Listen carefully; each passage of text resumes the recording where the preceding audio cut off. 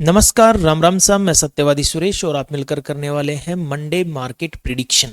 यानी कि सोमवार को निफ्टी, बैंक निफ्टी और सेंसेक्स में क्या हो सकता है। साथ में हम बात करेंगे गोल्ड और सिल्वर में भी क्या क्या संभावनाएं हमें नजर आ रही है। तो दोस्तों, जैसे कि आपने एक खबर सुनी होगी कि यूएस ने एक स्ट्राइक की है वेनेजुएला के ऊपर, और वहां के जो राष्ट्रपति थे उनका नाम आप यहाँ पे देख भी सकते हो। माडुरो नाम है उनका, निकोलस माडुरो। उनको किडनैप कर लिया है, उनकी वाइफ के साथ में किडनैप कर लिया है। ऐसी कुछ खबरें आपको देखने को मिल रही है। तो देखा जाए तो ये कहीं ना कहीं एक तरह से ग्लोबल टेंशन तो है मार्केट में। मतलब ये अभी 2026 शुरू हुआ है और शुरू होते ही ये 2026 की पहली लड़ाई यहाँ पे हमारे सामने निकल के आ रही है। तो कहीं ना कहीं बाजार में एक जबरदस्त टेंशन तो है। अब थोड़ा सा हम ये बात कर लेते हैं कि ये लड़ाई क्यों हो रही है, फिर उसके बाद में हम निफ्टी बैंक निफ्टी के लेवल समझेंगे और इस लड़ाई का मार्केट के ऊपर क्या असर पड़ने वाला है, निफ्टी बैंक निफ्टी क्या दिखाने वाली है, हमारे मार्केट के ऊपर क्या असर पड़ने वाला है, इसके ऊपर हम इन डेप्थ डिस्कस करेंगे दोस्तों। तो देखो, एक तरफ है यूएस और एक तरफ है वेनेजुएला। वेनेजुएला को मैं वी से ही रिप्रेजेंट कर देता हूं क्योंकि इसका नाम बहुत लंबा चौड़ा है ना। यूएस ताकतवर है, आप सभी ने देखा होगा, सुना भी होगा और जानते ही हैं लगभग लगभग। लेकिन वेनेजुएला इतना ताकतवर नहीं है। हमारे भारत में, या फिर यूं कहूं कि हमारे इधर राजस्थान में कहावत है कि गरीब की लुगाई को हर कोई भाभी बोल लेता है, और अमीर की लुगाई को तो मैडम ही बोलना पड़ता है, उनको भाभी नहीं बोल सकते आप। अब यहाँ पे गरीब कौन है? यहाँ पे गरीब है हमारा वेनेजुएला। अमीर कौन है? यूएस। अब लड़ाई किस चीज की हो रही है? देखो, ये जो मडूरो थे यहाँ के राष्ट्रपति, ये पहले ड्राइवर थे, ठीक है। अब थे कि नहीं थे, मैंने बस निकाला है इंटरनेट से। जैसे हमारे मोदी जी के लिए बोलते हैं ना कि ये पहले कहीं प्लेटफॉर्म पे या XYZ कहीं पर भी, मतलब चाय का इनका कोई कारोबार था, वैसे ये ड्राइवरी करते थे। फिर इसके बाद में मडूरो जी जो थे, मडूरो लिख देता हूँ यहाँ पे, है ना, हिंदी में लिख देता हूँ मैं, ये जो थे, फिर ये ड्राइवर से निकलकर पहले ड्राइवर यूनियन के अध्यक्ष बने, एंड ड्राइवर यूनियन के अध्यक्ष बनते बनते बनते ये धीरे धीरे करते करते करते मतलब वेनेजुएला के क्या बन गए भाई? राष्ट्रपति बन गए। यहाँ पे सोचो, एक ड्राइवर से निकल के इंसान राष्ट्रपति तक के पद के लिए पहुंच गए, कि बहुत बड़ी पोस्ट तक, एक देश की एक बड़ी पोस्ट तक पहुंच गया है। और हम साला निफ्टी बैंक निफ्टी में छोटे छोटे नुकसान कर करके परेशान हो रहे हैं। सोचो आप क्यों। बताएंगे इसके ऊपर, क्योंकि अभी फिर ये साइकोलॉजी का वीडियो हो जाएगा, टॉपिक से हट जाएंगे तो। सो यहाँ पे मडूरो जो थे वो ड्राइवर से निकलकर वेनेजुएला की एक टॉप मोस्ट पोस्ट पर यहाँ पे जाते हैं, इस देश के एक उच्च पद पे जाते हैं। अब इनके पास क्या है? इस गरीब के पास एक चीज है। मैं गरीब बोल के रिप्रेजेंट कर रहा हूँ, वैसे गरीब नहीं है, बहुत अच्छा है ये, मैं तो बस आपको समझाने के लिए। इनके पास है कच्चा तेल, ठीक है, ऑयल जिसको हम बोलते हैं ना, कच्चा तेल। अब इनकी एक समस्या है, इनके पास भंडार बहुत है। भंडार तो है, लेकिन भंडार में एक प्रॉब्लम है, ये इसका मतलब दोहन नहीं कर सकते, निकाल नहीं सकते। निकालने के लिए क्या चाहिए? पैसा। वो इतनी अर्थव्यवस्था इनकी मजबूत नहीं है कि ये इस भंडारण को इस्तेमाल कर सके। जबरदस्त भंडार है इनके पास तेल का। वैसे आप मुझे कमेंट करके बता सकते हो कि सिल्वर के सबसे बड़े भंडार किस देश के पास है? सिल्वर, चांदी, चांदी का सबसे बड़ी खान किस देश के पास में है? कमेंट करना एक बार। मैं बता देता हूं, वेनेजुएला के पास में कच्चे तेल के भंडार है, लेकिन ये इनका दोहन नहीं कर सकता। अब टैरिफ टैरिफ का पंगा चल ही रहा है। इसी बीच में ट्रम्प साहब ने क्या किया? इनके ऊपर, मडूरो के ऊपर आरोप लगाना चालू कर दिया कि आप करप्टेड हो, आपकी सरकार खराब है। पहले तो तख्ता पलट करने की कोशिश की, लेकिन वो तख्ता पलट नहीं हो पाया, क्योंकि कभी कभी क्या होता है ना, जनता अपने नेता से प्रेम करने लग जाती है। तो वेनेजुएला की जनता इनको बहुत प्रेम करने लग गई, तो तख्ता पलट नहीं हो पाया। तो फिर इन्होंने ड्रग्स के और ऐसे ऐसे ऐसे इनके ऊपर इल्जाम लगाना चालू किए। देखो, मैं सिर्फ इल्जाम बोल रहा हूँ, ये रियल है या नहीं है ये तो इन दोनों देशों की बात है, ये दोनों अपने हिसाब से जाने। पर जो इंटरनेट पे हमें देखने को मिल रहा है, और ऐसे इनके ऊपर इल्जाम लगा के एक बार ऐसा आता है जब हमारा मार्केट बंद होता है। मतलब कल परसों वाली जो घटना है, ये बंद मार्केट में, अब बंद मार्केट का मतलब हमारा शेयर मार्केट बंद होता है। और पता नहीं ट्रम्प साहब को कब ये क्या सूझता है, इस प्राणी को समझ में नहीं आता है। जब जब साला मार्केट बंद होता है ना, ये सैटरडे संडे देखता है कि सुबह मंडे को लोग उठे तो उनके खोपड़ी पे फूट जाए एक बड़ा सा बम। उनको समझ में नहीं आया साला करना क्या है। माल तेजी में करके गए थे, निफ्टी इतनी तेजी थी, अब क्या करना है इसका? कोल की तो लग गई लंका, क्योंकि ग्लोबल टेंशन में है तो मार्केट नीचे गिरेगा, या गिरेगा मतलब गिर सकता है। तो ये बात है, ये जब भी कांड करता है ये छुट्टियों वाले दिनों में कांड करता है। मैं हमेशा वीडियो संडे को ही बनाता हूँ। आजकल मैंने बहुत टाइम से, मतलब जब से टैरिफ टैरिफ खेलना चालू हुआ ना, तब से संडे को वीडियो बना रहा हूँ मैं, क्योंकि मुझे पता है ये कहीं ना कहीं कर ही लेता है कांड। मैं अपनी कहानी बता रहा हूँ भाई, मैं अपना व्यू बता रहा हूँ यहाँ पे। सो अब क्या है कि वेनेजुएला और यूएस के बीच में टेंशन हो गई। तो वेनेजुएला का साथ कौन देगा? देखो, वेनेजुएला का साथ दे सकता है चीन, वेनेजुएला का साथ दे सकता है रसिया।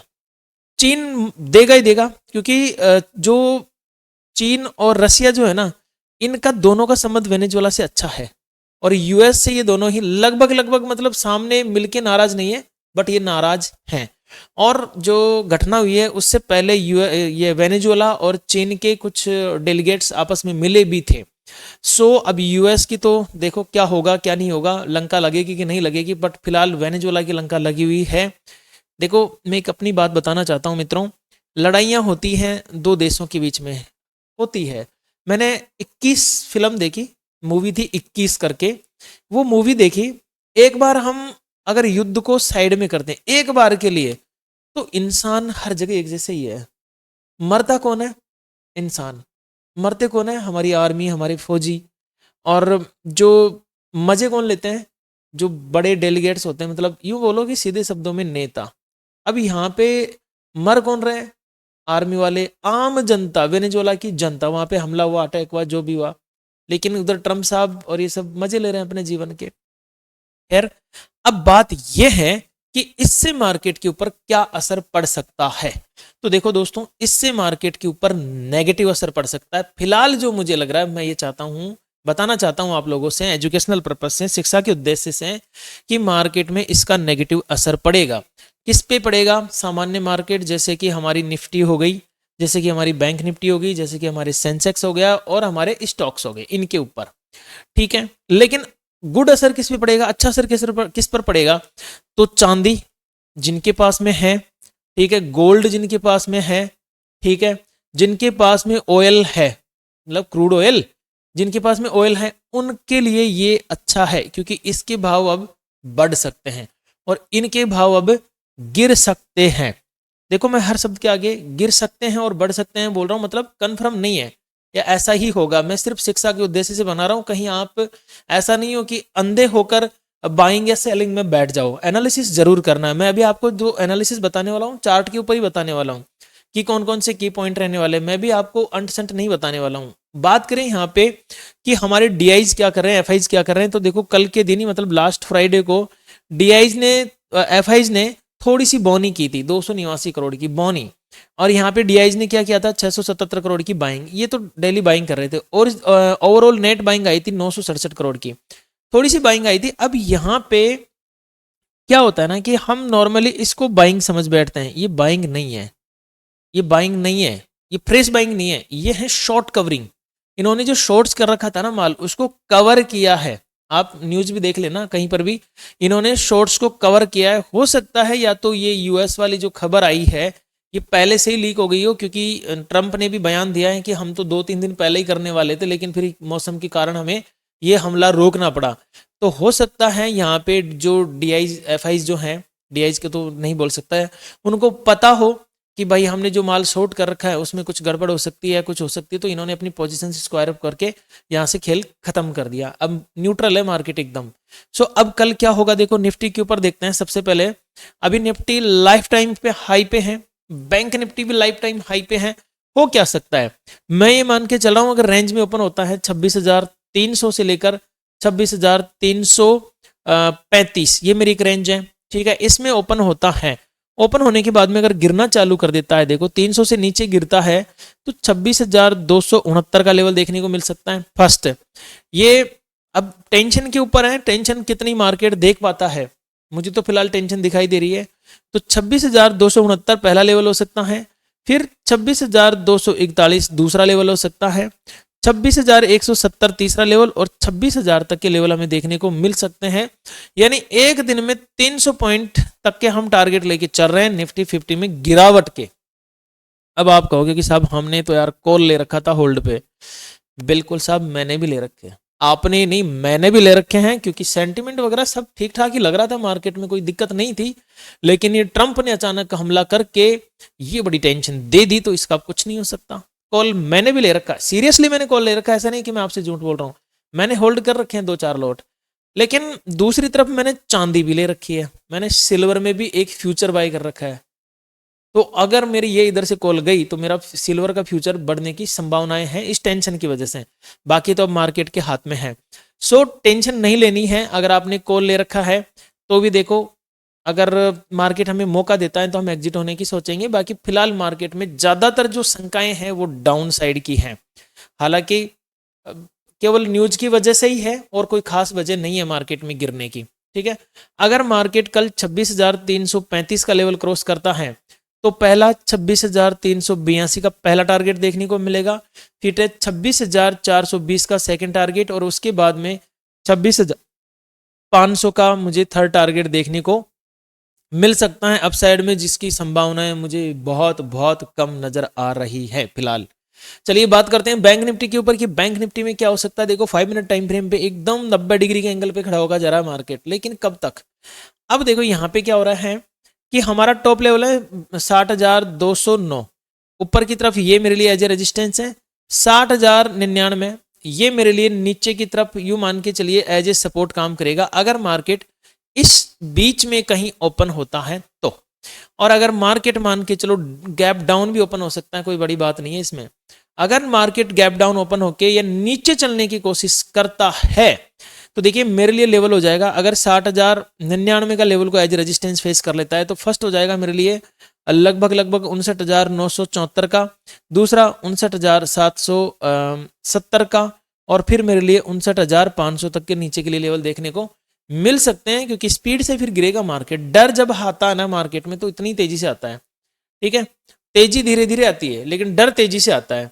60,209 अगर इस लेवल के ऊपर मार्केट सस्टेन होता है यहाँ से तो फिर देखो हम तेजी कर सकते हैं 60,504 तक की और 60,705 तक की तेजी के बड़े लेवल में लेकर नहीं चलूंगा। देखो टेंशन तो है, अब ये जबरदस्ती कह देना कि भाई कुछ नहीं होगा तो ये एक तरह से खुद के दिल को तसल्ली देने वाली बात है। बाकी मार्केट में टेंशन पैदा हो चुकी है, इसमें कोई शक वाली बात नहीं है। सो सेंसेक्स में बहुत सारे लोगों ने सेंसेक्स में होल्ड कर रखा है, मेरे पास कॉल मैसेज भी आए थे, तो आपने होल्ड कर रखा है तो देखो टेंशन मत लो, मौका मिलेगा हमें। एक बार तो हमें एवरेज करके या थोड़ा बहुत माइनस में जाके मौका मिलेगा कॉल वालों को। पुट वालों का तो फिलहाल लग रहा है कि भाई वारे न्यारे हो जाने चाहिए, बाकी तो मार्केट के ऊपर है ही सारी चीजें। सो कल अगर 85,810 का लेवल ये होल्ड करने में सक्षम हो जाता है तेजी के लिए तो फिर हम जा सकते हैं 85,000, ये 86,000 ही मान के चलिए इसको, आप सीधा सीधा 86,000, फिर 86,163, और अगर मार्केट 86,163 को भी क्रॉस करने में सक्षम होता है तो फिर कहीं ना कहीं ये धीरे धीरे धीरे धीरे धीरे एक साथ नहीं, धीरे धीरे 86,500 तक के लेवल को पकड़ने की कोशिश करेगा अपसाइड में। देखो अब बात करते हैं डाउन साइड की, क्योंकि संभावनाएं तो सर्वाधिक डाउन साइड की हैं। सो कल ये रेंज है मेरी 85,810 यहां से लेकर 85,709, इसके बीच में ओपन होता है तो मैं ट्रेड नहीं करूंगा, ये मेरे लिए नो ट्रेड जोन है। ठीक है, यहाँ पे मैं नो ट्रेड है। अच्छा जी, अगर 85,709 के लेवल का अगर इसने ब्रेकडाउन कर दिया तो फिर हम चलेंगे 85,600 नीचे की तरफ, फिर 85,495, उसके बाद में 85,305 तक हम डाउन साइड में आ सकते हैं। दोस्तों मैं एक चैलेंज चालू करने जा रहा हूं और उस चैलेंज का मैं ये लेके जा रहा हूं कि 5 दिन में हमें प्लस में आना है। अभी चैलेंज मैं यूट्यूब पे नहीं बता सकता, आप टेलीग्राम चैनल ज्वाइन कर लेना। टेलीग्राम चैनल का लिंक मैंने डिस्क्रिप्शन में दे रखा है और कमेंट बॉक्स में भी मैंने लिंक दे रखा है, टेलीग्राम चैनल ज्वाइन कर लेना। एक बहुत अच्छा चैलेंज है और निफ्टी के एक लोट से हम इसको शुरू करने के लिए सोच रहे हैं। सो आप लोग ज्वाइन हो जाइए, सोमवार से ही हम चैलेंज चालू करेंगे और 5 दिन का चैलेंज रखेंगे। तो जितने लोग हमारे साथ में ज्वाइन होना चाहते हैं फटाफट से टेलीग्राम चैनल का लिंक मैंने जहां पे दिया है लिंक और डिस्क्रिप्शन में, वहां से टेलीग्राम चैनल को ज्वाइन कर लीजिए। एकदम फ्री ऑफ कॉस्ट है, कोई चार्जेस नहीं है, कोई पैसा नहीं है, किसी को देना भी नहीं है मेरे नाम से पैसा। साथ में दोस्तों मैंने आज आपको याद दिलाया भी नहीं है, इसके लिए मैं माफी चाहता हूँ। वीडियो को लाइक शेयर एंड सब्सक्राइब जरूर कर दीजिए, अपने ट्रेडर दोस्तों के साथ में इस वीडियो को शेयर कर दीजिए। और मिलते हैं कल लाइव एनालिसिस में, तब तक के लिए मेरी ओर से आप सभी को नमस्कार, राम राम सा, घनी घनी खम्मा सा।